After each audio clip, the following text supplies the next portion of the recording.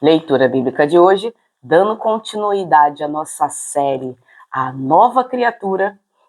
Hoje, nossa aula será sobre o arrependimento verdadeiro, a mudança de mente e de direção. O que é o arrependimento? Arrependimento é um ato de reconhecer um erro, sentir uma tristeza sincera e genuína por ele e decidir mudar de atitude. É mais do que sentir culpa, é desejar corrigir o que foi feito de errado. Do latim, penitentia, que significa penitência, ou seja, arrependimento, mudança interior acompanhada de remorso e desejo de reparação. Já no sentido bíblico, o arrependimento é muito mais profundo.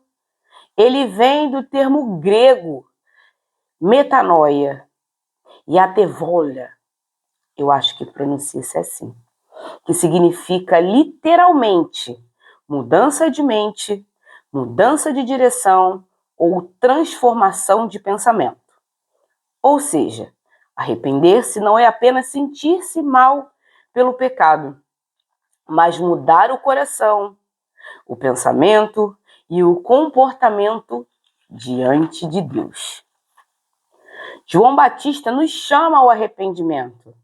Para a meditação, Mateus 3, versículo 1. Ele veio preparar o caminho para Jesus. Lucas 15, versículo 7. Quando um justo se arrepende, há festa no céu. Atos 3,19. Para que o arrependimento é para que os nossos pecados sejam apagados. 2 Coríntios capítulo 7, versículo 10, o arrependimento que produz mudança. O arrependimento verdadeiro envolve reconhecer o erro sem justificativa, sentir tristeza pelo pecado, confessar a Deus e a quem foi ferido, mudar a sua atitude, buscando agradar a Deus. Leitura, nós vamos começar com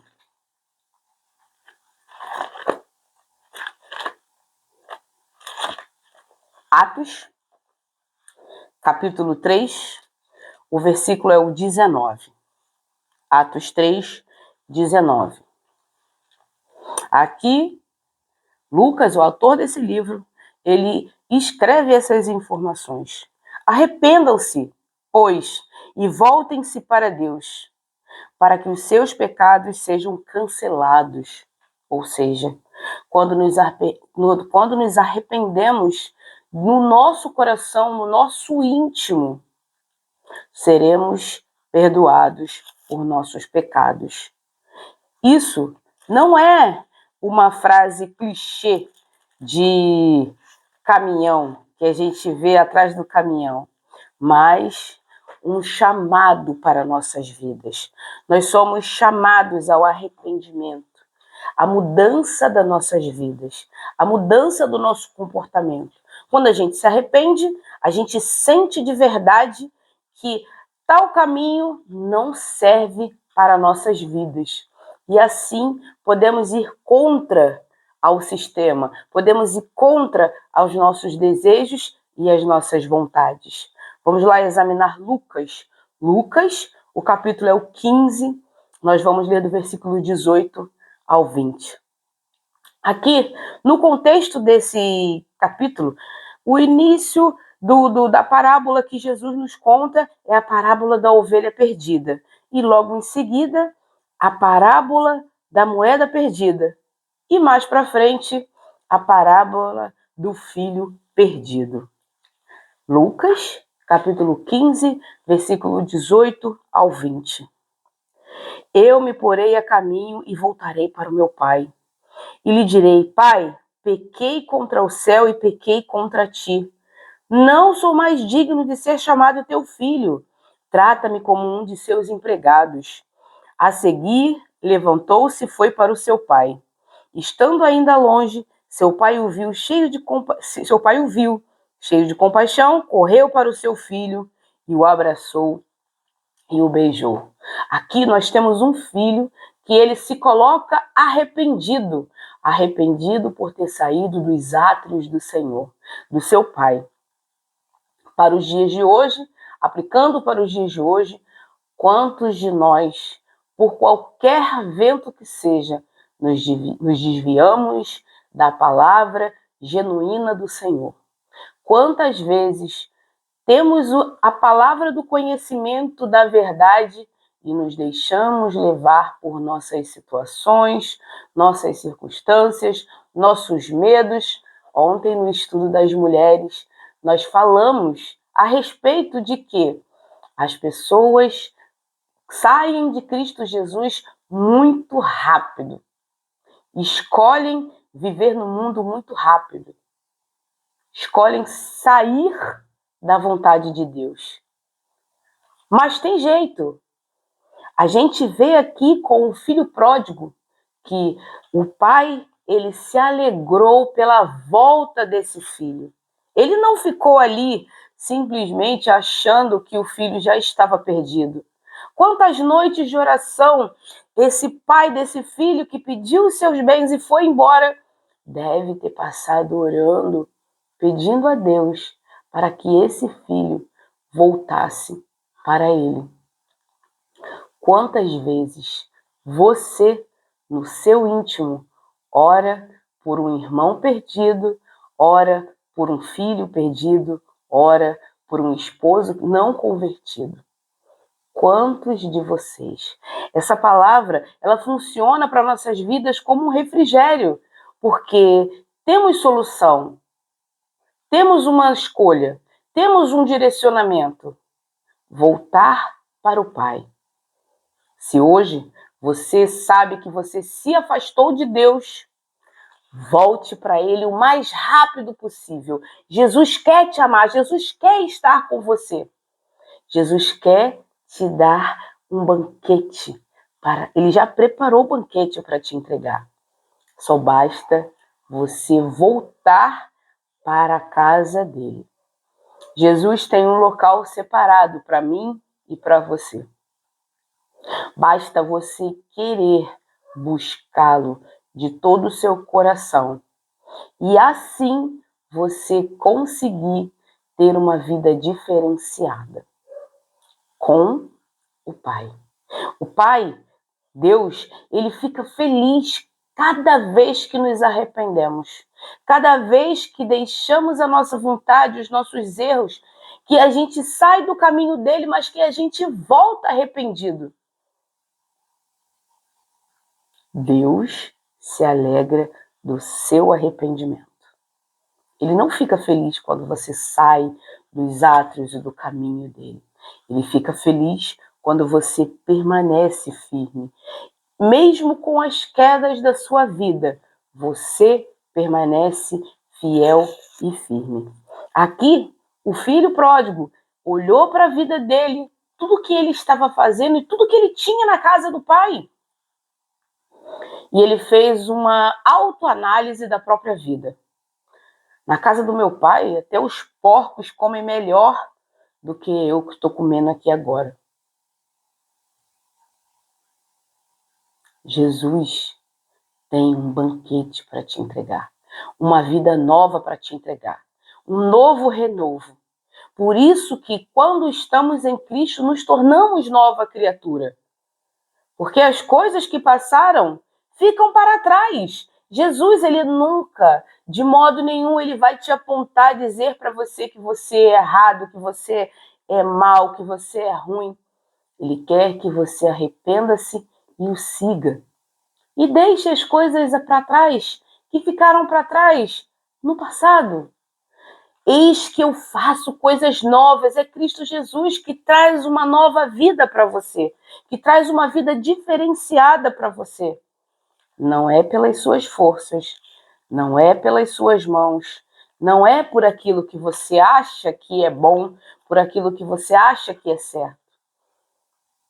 Mas quando você se arrepende de coração verdadeiro, Jesus Cristo, ele não deixa você da mesma forma. que você chegou. Eu sempre digo que Jesus faz um faxinão para tirar da nossa vida aquilo que não é bom para a gente. Ele deixa aquilo que ele vai aproveitar, aquilo que ele vai utilizar e, principalmente, ele deixa o melhor dele em nossas vidas. Provérbios, o capítulo é o 28, nós vamos ler o versículo 13. Quem esconde os seus pecados não prospera, mas quem os confessa e os abandona encontra misericórdia.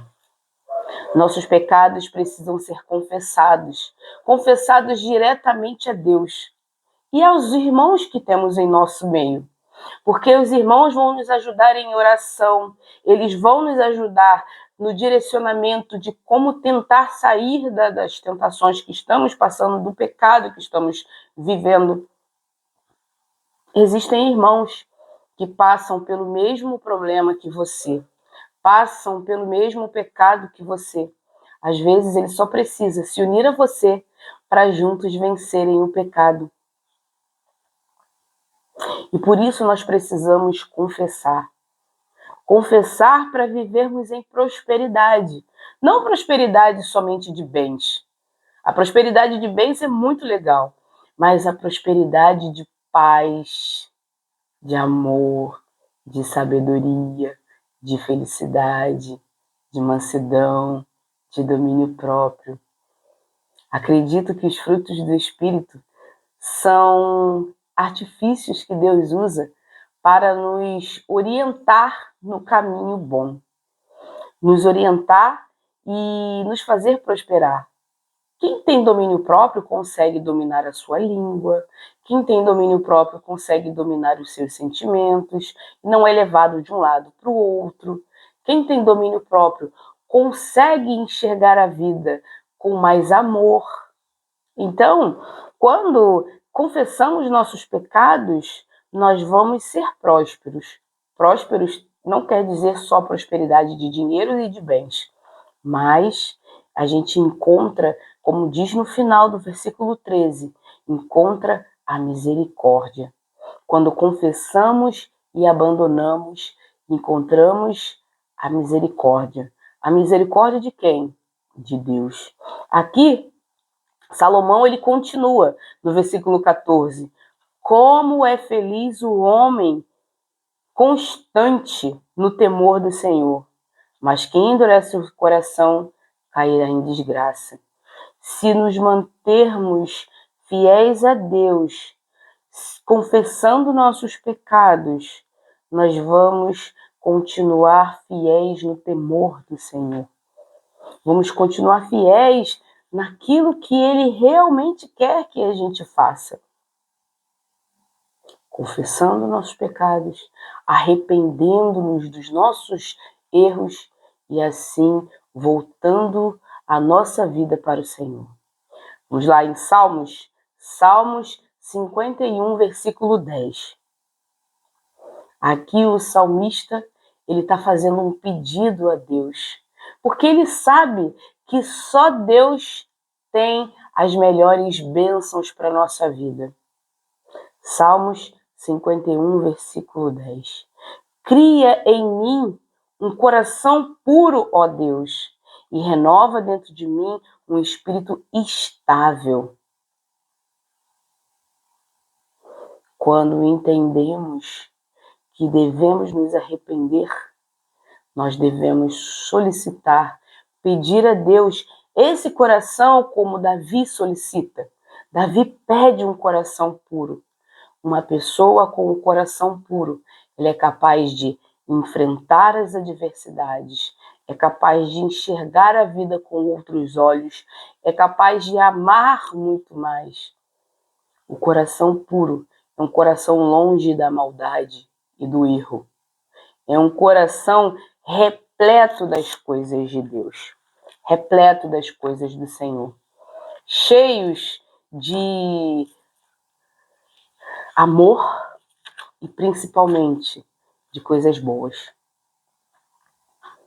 Por fim, examine suas atitudes diante de Deus. das pessoas. Onde há erro, peça perdão e repare o que for possível. Um coração quebrantado é o primeiro sinal da nova vida. Evangelho de Mateus, o capítulo é o 3, o versículo é o 1. João Batista nos chama ao arrependimento. O arrependimento para um novo caminhar, para uma nova vida. Naqueles dias surgiu João Batista pregando no deserto da Judéia. Versículo 2. Ele dizia: arrependam-se, pois o reino dos céus está próximo. Este é aquele que foi anunciado pelo profeta Isaías. Voz do que clama no deserto: preparem o caminho para o Senhor, façam as veredas retas para Ele.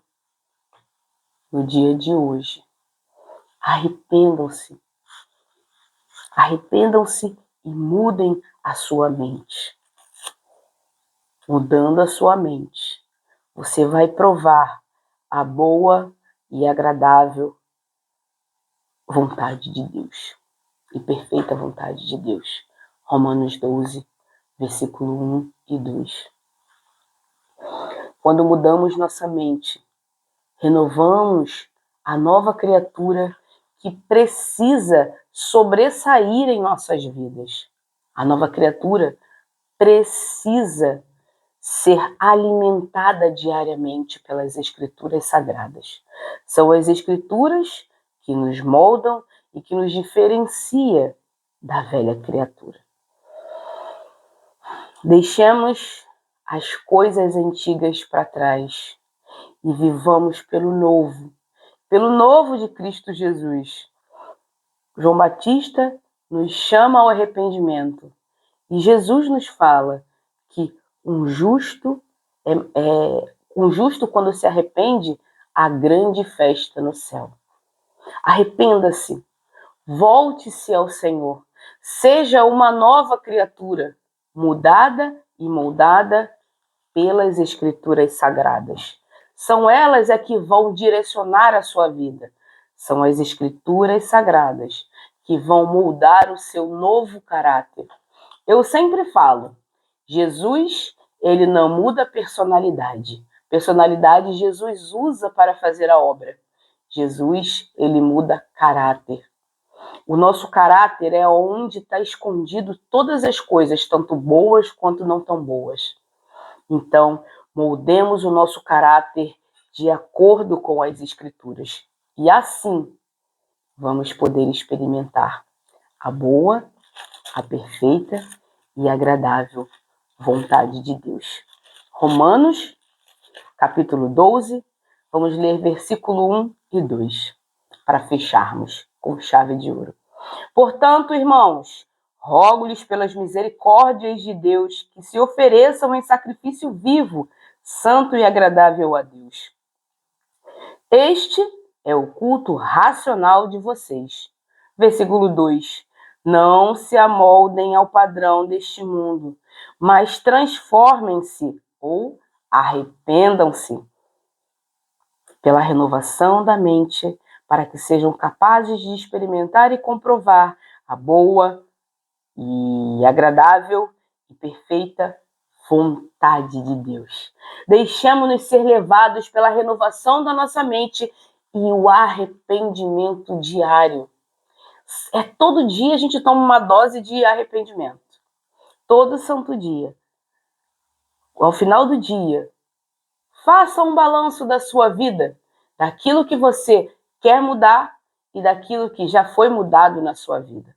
E você vai ver o quanto essa balança do que foi mudado está subindo e ficando cada vez mais pesada, e as coisas que foram deixadas para trás vão saindo de cena, e somente o que resta é um caráter novo, renovado, transformado e arrependido para uma nova vida com Cristo Jesus. Temos um louvor que a gente canta. Se alguém está em Cristo, nova criatura é. Se alguém está em Cristo, nova criatura é. As coisas antigas já passaram, eis que se fizeram novas. Se alguém está em Cristo, nova criatura é. Deixe ser essa nova criatura. E você verá o quanto Deus tem coisas boas para a sua vida. Como esse pai do filho pródigo, que oferece coisas boas para seu filho quando ele retorna, mesmo o filho tendo deixado ele entristecido por ter pedido toda a sua parte da herança e ter ido embora viver a sua vida. Mas é mais importante um justo que se arrepende, porque há festa no céu. Amém? Vamos orar? Paizinho amado e querido Deus, graças te damos, Pai, por mais um dia que se chama hoje. Pai, entendemos que para tornarmos uma nova criatura, precisamos exercitar o arrependimento. E o arrependimento, ele é diário. Arrependimento de coisas não tão boas que fizemos e que assim o Senhor é capaz de nos perdoar e nos ajudar a sair das ciladas que muitas das vezes nós mesmos nos colocamos. Pai, perdoa nossos erros. Confessamos, Pai, de coração nossos erros e nossas falhas. E o Senhor é capaz de nos perdoar e nos mostrar uma nova vida, um novo caminho. Pai, toma cada um aqui em tuas mãos e nos ajuda, Senhor. Nos ajuda a sermos melhores para o Senhor dia a dia, todos os dias. Que todos os dias, Pai, nos arrependamos de nossas falhas, nos arrependamos de nossos erros e continuemos, Pai, seguindo firmes para o alvo. O alvo é o Senhor. Que mantenhamos nossa fé unida e alicerçada nas coisas que são da Escritura Sagrada. A Tua palavra é lâmpada para os nossos pés, é luz para a nossa vida. É o nosso ponto focal, é o nosso alicerce, é a nossa base. Sem as Escrituras, nós não podemos fazer absolutamente nada. Porque quando estudamos, Pai, as Tuas palavras, são elas que nos direciona, que nos ajuda para nos mantermos firmes e fiéis a Ti, Pai. Muito obrigada. Hoje oramos e te agradecemos. Em nome de Jesus. Amém.